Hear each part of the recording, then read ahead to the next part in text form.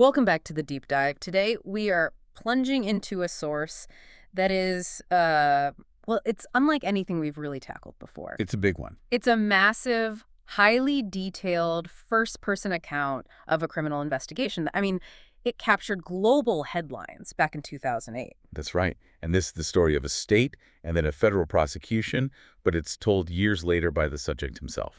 And he claims he broke his silence to expose, what he sees as serious institutional misconduct. Yeah, and that's what makes it so compelling. It's the rarity of it. Yeah. We're not just reading press clippings or combing through court transcripts. Yeah. We are, for better or worse, inside the head of the individual who lived through this entire firestorm. It's part explanation, part justification, and ultimately it's a direct attack on the legal system that prosecuted him. So our mission for this deep dive is, I think, very clear. We have to thoroughly dissect this specific narrative. The author claims his initial silence, which was advised by this army of lawyers and PR people. Right. It led to what he calls devastating collateral damage for friends and colleagues. And his motivation now, he says, isn't just about vindication. It's much more aggressive. It's a call to action. He literally says he wants to let the hounds of investigative reporters loose on those who, and this is his allegation, concocted malicious fabrications and were driven by money. It sets up an immediate conflict, doesn't it? It positions the writer as a victim of this coordinated campaign that was really designed to enrich lawyers and, completely manipulate the public narrative. Right. And the key to understanding his entire defense isn't denying that he committed a crime. No, not at all. It's about redefining it. Yeah. He establishes his core identity in this whole matter right from the start. He draws that line in the sand immediately. He frames himself not as a pimp, not as a trafficker, but as a John, a consumer of prostitution. And that distinction is everything. It's absolutely everything, because he uses it to challenge the legitimacy of the eventual federal charges and the plea deal that followed. He's basically saying, look, I broke a law, yes, but not the crime they convicted me of. Exactly. So let's start at the beginning. Let's examine that initial local context in Palm Beach where this whole thing kicked off. Okay, so the narrative starts by setting the scene for the activity that got the attention of the local police in the first place. Right. The writer identifies himself as a lifelong bachelor who, he admits, used massage parlor women, licensed massage therapists, and women with no massage experience. So he's not hiding from it. Not at all. His self-description, a consumer of prostitution, it anchors his entire defense strategy. The whole point is to minimize the severity of that initial state offense. And this focus on definition is so crucial because it lets him explicitly deny the really, really charged allegations that became the focus of the national media. Yeah, he's very forceful about it. He denies using any force, any coercion, or, and this is significant, having sexual intercourse with any of the women involved. So the narrative suggests that if the activity was purely transactional and limited to non-intercourse acts, then the federal charges that come later, well, they become even harder to justify. And when you look at the physical evidence that he details in the source, it does seem to support that claim of limited activity. What did they find? Well, when the police executed the search warrants, they searched the house, the garbage, everything, the writer notes that they found sex toys. Okay, which lines up with his John status. Exactly. But he's incredibly specific about what they didn't find. He says there were NO cameras, NO camera equipment, and never any photos of underage girls. That denial is extremely potent, isn't it? Especially with all the rumors that were flying around and fueling the public outrage at the time. It is. And the source anticipates the obvious question about security footage. It addresses the single camera that was mentioned in the search warrant. I found this detail fascinating. It's a great example of how he tries to demonstrate the police's, let's say, predetermined focus. He explains that the only camera mentioned in that warrant was a security camera. And who installed it? It was installed with the local police's help months earlier. And the reason was to catch his houseman, a guy named John Alessi, who he says was stealing money after being fired. So he's framing this not as evidence of some dark secret activity, but as a collaboration with the police to solve a completely unrelated minor crime. Exactly. The suggestion is that the authorities were desperately looking for evidence that just wasn't there to find. And the supposed lack of forensic evidence then sets the stage for what is probably the narrative's most powerful initial claim, which comes from the state attorney's own assessment of the women involved. This is a huge point in the source. It details that a sex crimes prosecutor, and not just anyone, but someone with 13 years of experience who had personally authored tougher sex crime legislation in Florida, personally interviewed the girls. So this wasn't some rookie, this was a specialist. A specialist with a tough-on-crime background. It suggests a thorough expert review of potential victimhood. And the finding, according to the source, was just stunning. What was it? The prosecutor allegedly stated, "There are no real victims here." Wait a minute, just stop there. Given the headlines, the prison time, the sex registration, is it really credible that a highly experienced sex crimes prosecutor would say that? Or is this the author just trying to control the narrative years later? It's a fair question. The source doesn't give us, a direct transcript or an affidavit of that statement, but it does offer supporting details that, at least within the context of his account, are meant to justify that finding. Like what? The author emphasizes that the girls were knowing participants. He claims they knew they were going to a house in Palm Beach, that they actively encouraged friends to go, and crucially, that family members or boyfriends would often drive them to the house and just wait outside. If that's true, those details completely undermine the narrative of vulnerable women being secretly coerced or lured into something, They absolutely do. which makes the whole question of age even more central to the case. The source does acknowledge that while many of the women were adults, in their mid-20s or early 30s, some were younger than 18. Right, and this brings us to that really specific, explosive anecdote about the girl the media widely reported as being 14. This is a critical piece of his defense. It's critical to his defense regarding men's, criminal intent.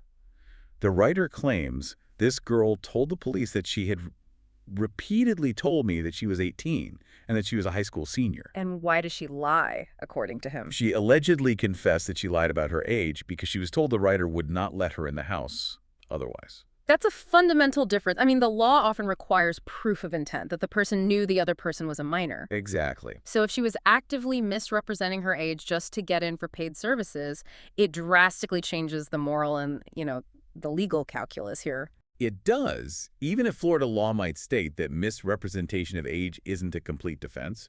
He's using this to argue that the underlying intent for the more serious predatory charges just wasn't there. So despite this massive police investigation and the sensational headlines, the state attorney, Barry Krischer, he takes this highly unusual step. He does. He decides to take the entire factual basis of the case before a state grand jury. And you're saying that's unusual. Very unusual. It's a process in Florida that is typically reserved only for capital murder cases. So why escalate to a grand jury for what started as a prostitution case? Well, it seems the state attorney wanted to preempt any accusation of, politicization or not trying hard enough, especially after the defense had refused an earlier plea deal for aggravated assault with probation. Why did they refuse that? Because, as their attorneys advised, it would be a blight on his record. So by taking it to the grand jury, Krischer was basically seeking absolute institutional legitimacy from a panel of citizens. He was covering his bases. Okay, so he puts it all in front of them.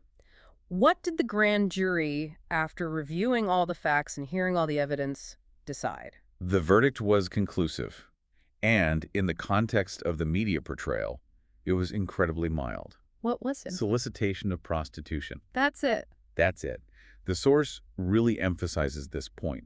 It's a non-registrable offense that carried a sentence of mandatory probation.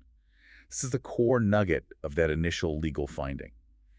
A panel of citizens looked at everything the state had, and they decided the crime was a minor misdemeanor, not a sex crime requiring jail time or registration. A moment of legal clarity, then. You'd think so. Yeah. But it was incredibly short-lived. And it was replaced almost instantly by the heavy threat of the federal government. That grand jury verdict, which was the state's official legal finding, was pretty much immediately invalidated by the reaction of local law enforcement. That's so. The source claims the local police chief expressed great disdain for what he called the mild verdict. He was angry. He was furious. His department had spent hundreds of thousands of dollars and, immense time investigating this. Yeah. And he felt the judicial outcome just didn't match his effort or, frankly, the public's thirst for a severe punishment. And this disdain, according to the narrative, it led to a kind of procedural revolt. It did. The police chief took the unprecedented step of releasing the raw police reports directly to the press. Wow, so he just bypassed the judicial outcome entirely? Completely. He essentially decided to prosecute the case in the court of public opinion. That's an extraordinary move. It is. And the writer describes these reports as The raw sewage of an investigation, not corroborated, or as it turns out, not even transcribed from the actual interview tapes correctly. So the implication there is that the police department, having failed to get the outcome they wanted through legal channels. They willfully disseminated unverified raw data, which the writer says was inaccurate, specifically to fuel public animosity and create pressure for more legal action. And that pressure campaign worked. Oh, it was highly effective. After leaking the reports, the police chief then sent a letter to the parents of some of the girls, and crucially to the FBI, asking for their assistance. And that's what set the federal gears in motion. Immediately. The timeline here is what the source uses to show this procedural steamrolling. Only 2 days after the grand jury definitively decided on solicitation. And specifically, not pimping or anything with minors. Yeah, exactly. Just 2 days later, the writer received his first federal subpoena. A remarkable, immediate escalation. Okay, and this is where the real depth dive into the legal maneuvering begins. After a 13-month federal investigation, the government threatens him with a 50-page indictment. Right, alleging federal law was broken. But the writer stresses, and this is a key point, that all the alleged actions occurred within Florida, involved Florida women, and there was no interstate travel. So how do you even make a federal case out of a local prostitution charge under those circumstances? This is the core legal claim that the author presents as totally unprecedented.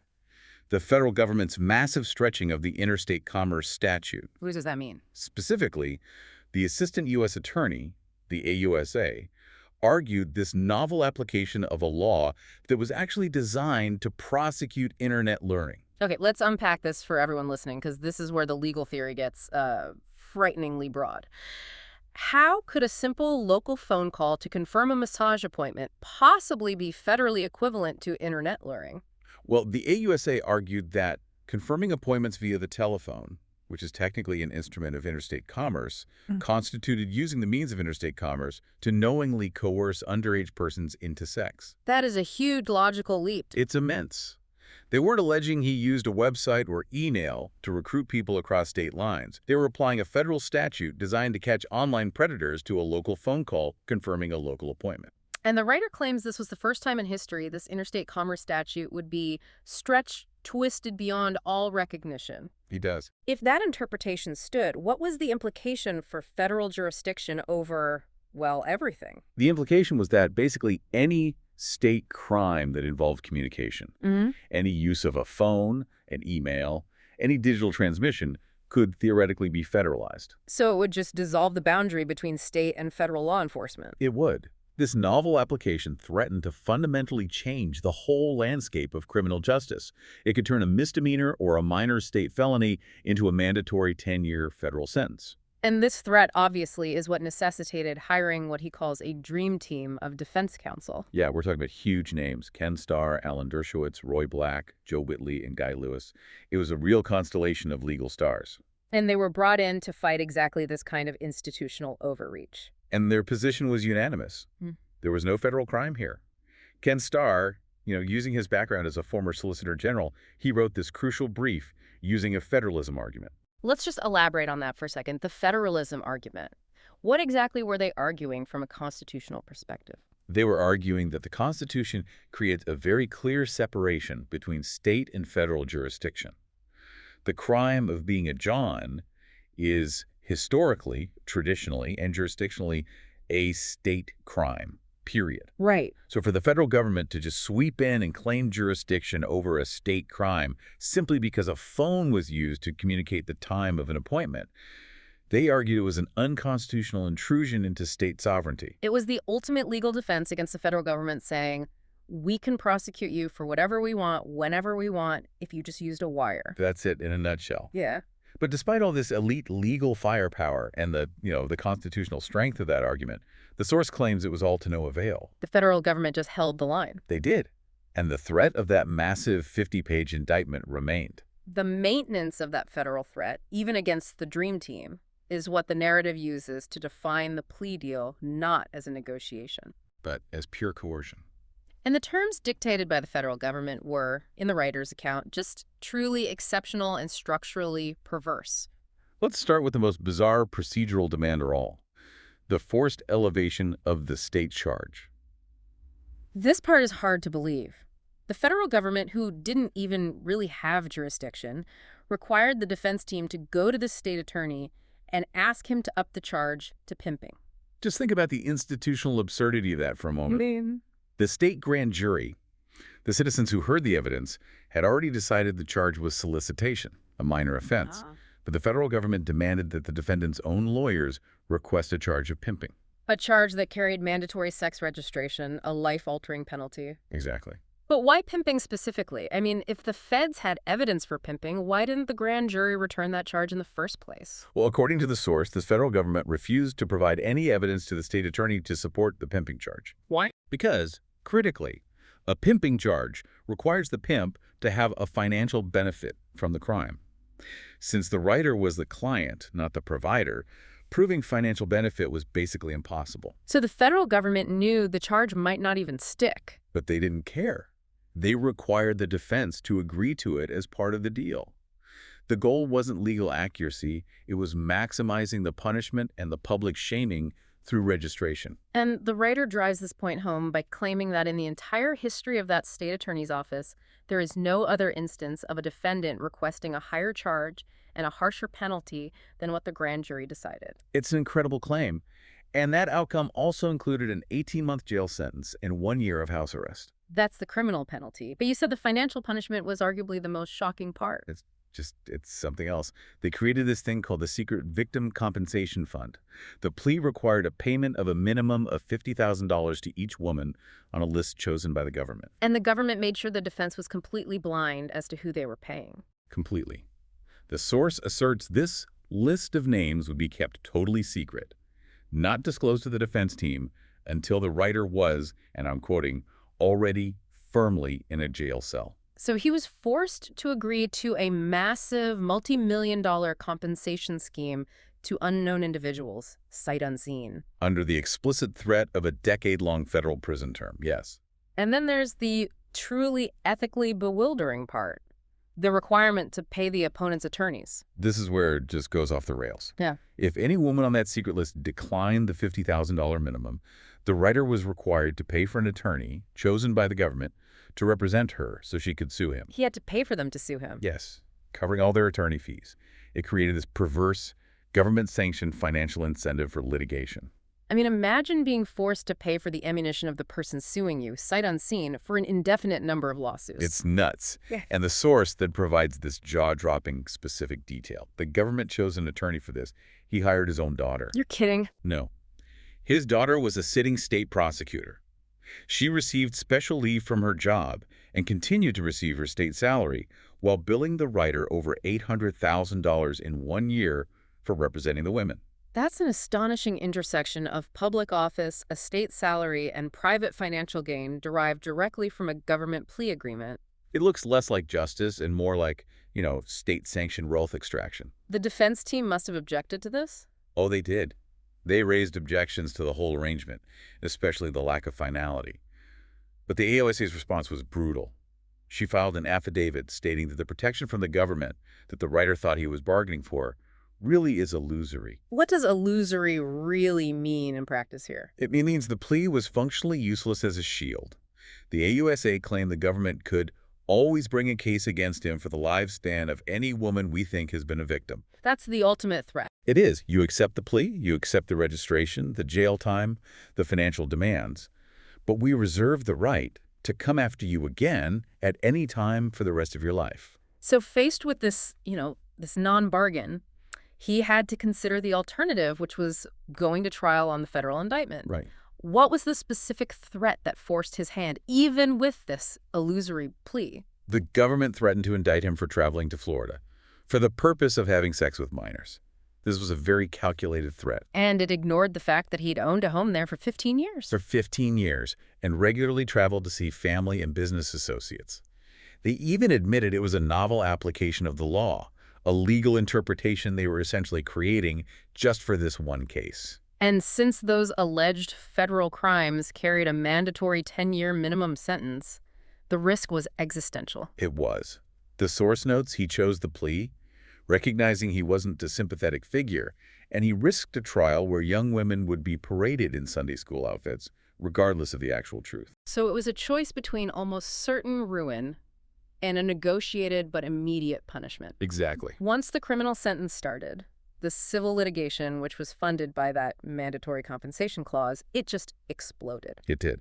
And the narrative now shifts to these civil suits, which the author claims revealed the true nature and motivation of the alleged victims and the attorneys representing them. Let's look at what he says came out in the depositions from these civil suits. He claims they provided a pretty stark contrast to the image of the vulnerable, isolated victims we saw in the media. Yes. During these depositions, women allegedly admitted they had many other clients, Okay.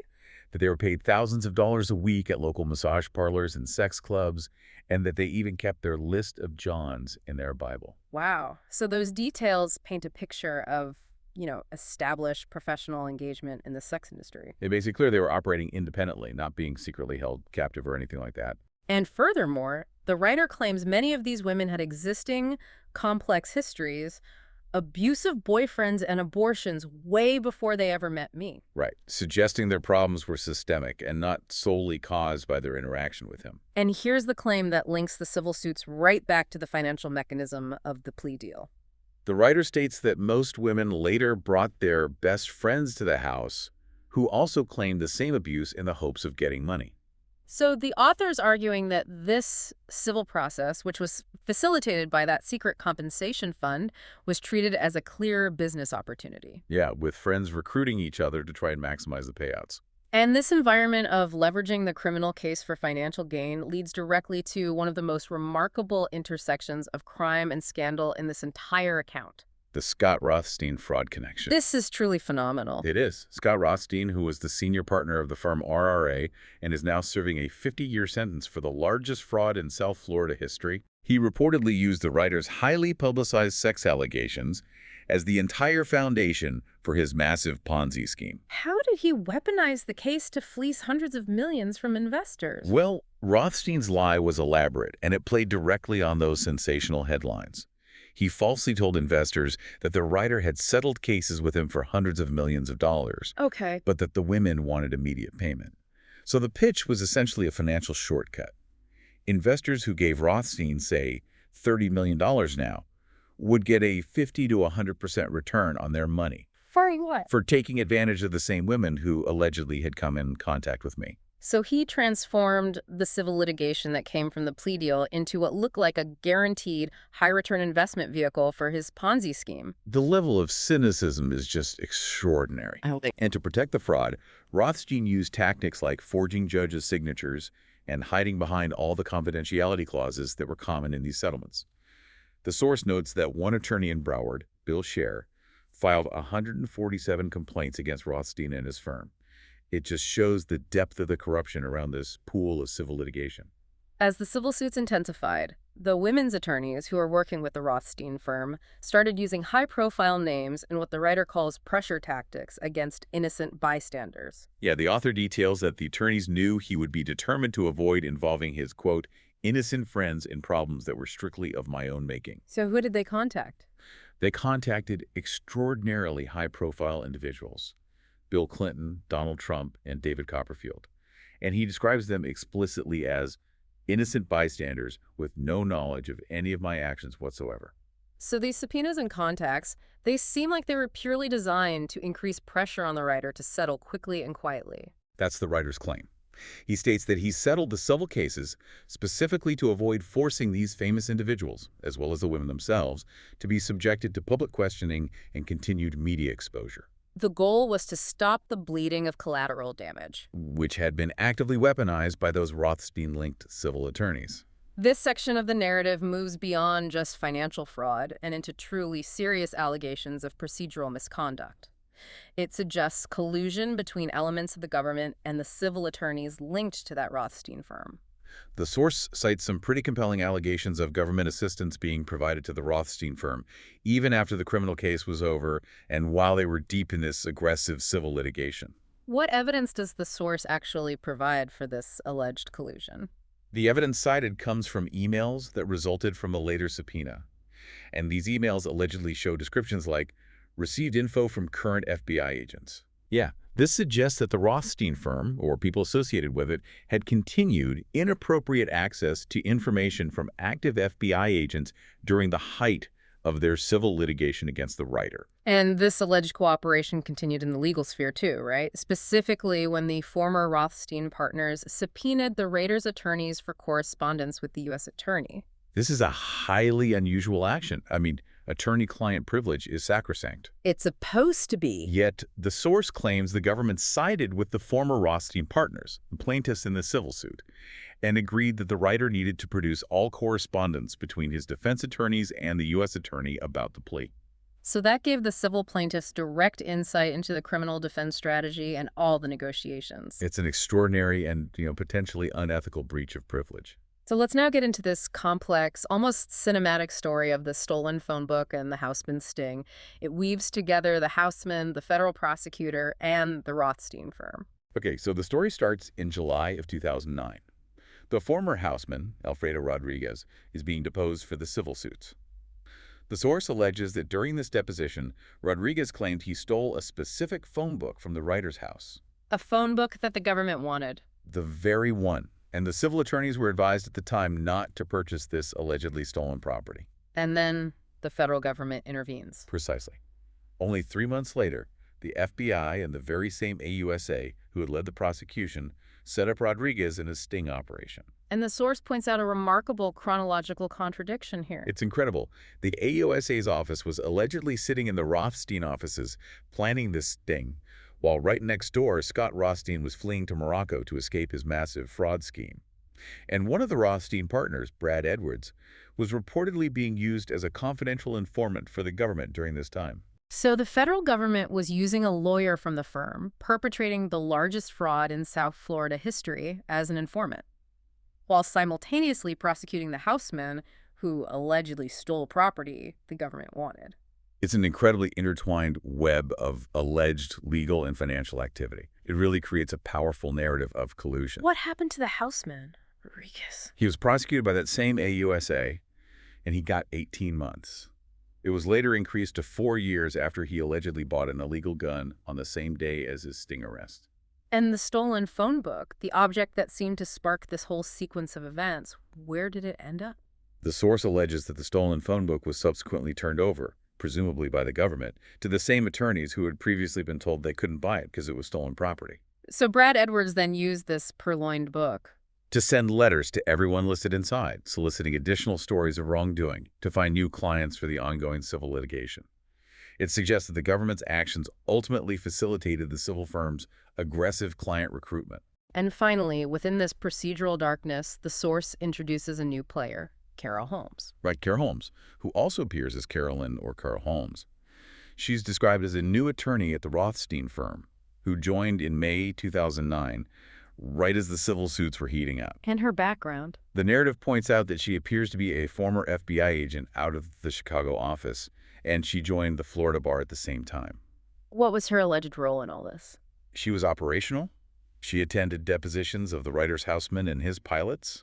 She communicated regularly with Brad Edwards and the investigators on the case. So the presence of an attorney with a recent FBI background joining this firm involved in this specific, highly controversial civil litigation. Alongside the claims of receiving information from current FBI agents, it just strengthens the author's argument that there was this very blurred line between law enforcement and the private, financially motivated civil pursuit.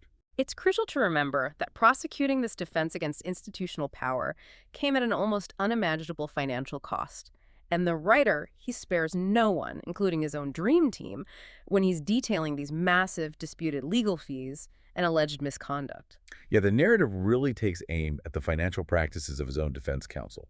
The claims against his primary defense attorney, Gerald Lefcourt, are very specific, and they suggest shocking financial mismanagement, or worse. So while he was incarcerated, the writer initiated an audit of his legal fees. He did. And what did that internal audit of his high-powered counsel reveal? The writer alleges that Lefcourt took out $800,000 in cash that, according to Lefcourt's own accountant, he wasn't entitled to. The billing practices were incredibly generic, allegedly using invoices that just said things like, please pay another $100,000 or $200,000. And when he was asked to substantiate the bills, The response was, we are working full-time for you. that suggests they were just milking the case for every dime, relying on the client's panic and his wealth. What was the outcome of this? Left Court eventually returned over $400,000, claiming his cash flow couldn't handle the strain of repayment. But he kept the other $400,000, claiming it covered minutia like taxi fare, coffee, and donuts, detailed for $2.53. That just paints a picture of extreme, cynical billing practices. It suggests that even the defense team saw this high-stakes case as a bottomless financial resource. And this brings us to the astonishing claims regarding Guy Lewis, a former U.S. attorney who was hired for his alleged connections to the current U.S. attorney at the time, Alex Acosta. Lewis demanded a substantial retainer, $100,000 per month for him and his partner, Mike Tyne. And he promised to leverage his close relationship with federal officials. Right. The financial stakes were enormous, demanding these constant high-level payments. But the writer says he received rumors about Lewis's own credibility concerning billing practices at the Department of Justice. He did. Rumors were circulating that Lewis had been asked to leave the DOJ for inappropriate billing. The writer claims he confronted Lewis directly about this, emphasizing that a history like that would damage his chances with the government. And what did Lewis say? He swore up and down the rumors were untrue. And the writer, feeling this kinship with someone who claimed to be facing false allegations, he chose to believe Lewis and keep him on the team. And the final insult from Lewis and Tyne is maybe the most vivid, cynical anecdote in the entire account, and it happened in jail.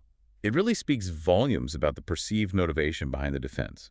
After the writer's incarceration, Lewis and Tyne visited him in jail.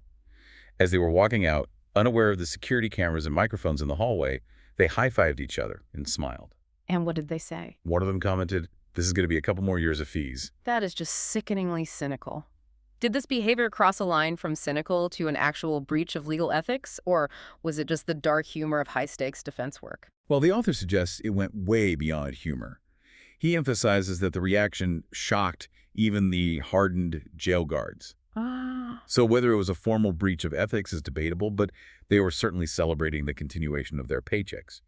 It highlights an awareness that their priority was maximizing billable hours, completely divorced from the client's personal suffering or the legal merit of the case. They knew the incarceration meant the clock and the retainer would keep running for years. So let's bring the narrative full circle, back to the philosophical and legal arguments that underpin the writer's defense of his original acts, the crime of paying for sex itself. The source references academic and philosophical debates to contextualize his actions. He does. He contrasts the radical feminist view, represented by Andrew Dworkin, who fundamentally views all intercourse as a form of rape, with the sharp, pointed humor of someone like Jackie Mason. Right, and Mason's argument, as the writer uses it, questions the hypocrisy of capitalism surrounding a date. Exactly. You pay the florist, the waiter, the doorman, the taxi driver. Yet the person performing the sexual act is the only one who can't legally be compensated. So the writer uses this to reiterate his core self-definition. Yes, I paid for sex. I am a John. And by acknowledging the act but placing it in this broader philosophical context, he's trying to separate the act of paid sex from the heinous crimes of trafficking or sexual assault. And then he uses comparative law to demonstrate how uneven the punishment is. He notes that many countries and some U.S. states have legalized prostitution, or they just practice non-enforcement. And he specifically compares the laws of New York and Florida at the time of the transgression. What was the difference? In New York, the age of consent was 15 at the time, and the crime of paying for sex for an adult was equivalent to jaywalking unless the girl was under 15. The penalty was minimal. But in Florida? In Florida, the age of consent was 18, and the law stated that misrepresentation of age is not a defense even if the woman lied. So that distinction shows how the simple geography of the crime determined the severity of the outcome, regardless of the writer's actual intent. Precisely. And yet, despite that technical legal requirement in Florida, the writer continually circles back to the perspective of the state attorney's office. He reiterates that core claim of no real victims. He maintains that the state attorneys who reviewed the local police case were adamant that there were no real victims because the women knew what they were doing and were actively recruiting their friends. And this serves as his final internal challenge to the legitimacy of the ultimate outcome. It does. If the people closest to the facts concluded there were no victims, then why the mandatory prison sentence and the sixth registration? Finally, the narrative closes with these sharp, serious allegations about the AUSA who directed the federal prosecution and the procedural abuses she allegedly employed. The writer alleges that this AUSA was chastised twice by local judges for hiding information from the court and misleading the court. He claims it got so bad her supervisor had to represent her to avoid discipline. If that's true, it speaks to a pattern of procedural overreach. It does. And furthermore, the very first federal subpoena was described as this massive fishing expedition, asking for all tax returns, medical records, phone books, plane logs, just suggesting the investigation was cast impossibly wide, seeking any shred of federal jurisdiction to justify their intervention. And his final statement on the acts themselves reiterates the limited nature of the physical interactions, which is essential to his claim of disproportionate punishment. Yeah, the routine he describes was purely transactional. Exercise followed by a massage, often while he was on the phone in dim lighting.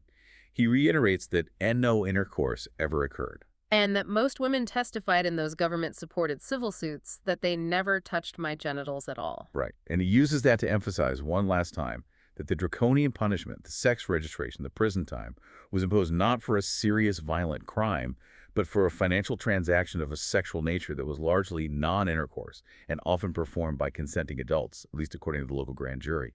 So what we have just dissected is this dense, specific account of how a local misdemeanor can allegedly be transformed into a decade-long federal catastrophe. And it was fueled, according to this narrative, not by clear facts, but by the strategic application of legal coercion and the perverse financial incentives of the civil litigation system. That is the perfect synthesis. The narrative posits that the eventual outcome, the jail time and sex registration, was entirely imposed. It wasn't the organic result of a local criminal investigation or the judgment of a grand jury. It was forced. It was forced through the unprecedented novel application of federal statutes, combined with alleged misconduct by law enforcement and the AUSA, creating a legal threat so massive that surrender was really the only viable option. So the ultimate knowledge nugget we can extract from this account isn't really about the writer's guilt or innocence of the original acts. It's about the mechanism of institutional power. I think that's right. This account provides specific, dense details on how legal threats, using a novel application of federal law where none existed before, and these extraordinary plea demands, like mandating a higher charge and funding your own opponent's lawsuits, can be used as leverage. Even against a defense team of elite lawyers. Exactly. It paints a very disturbing picture where the machinery of justice, once it's engaged at the federal level, can just dictate the outcome and circumvent local judicial findings, regardless of what the initial evidence actually was. And that leaves us with a truly provocative thought for you to consider. If the criminal justice system, even when it's dealing with an individual who has seemingly unlimited resources and a dream team of defense counsel, can be coerced, circumvented, and manipulated through the threat of extreme legal interpretations and the financial incentive of civil litigation. Then what does that imply about the truth or justice found in complex, high-profile cases where the state holds nearly unlimited institutional power and the average citizen has virtually no defense? A question that demands some critical thought about the balance of power in our legal system. Thank you for joining us for this deep dive. We'll see you next time.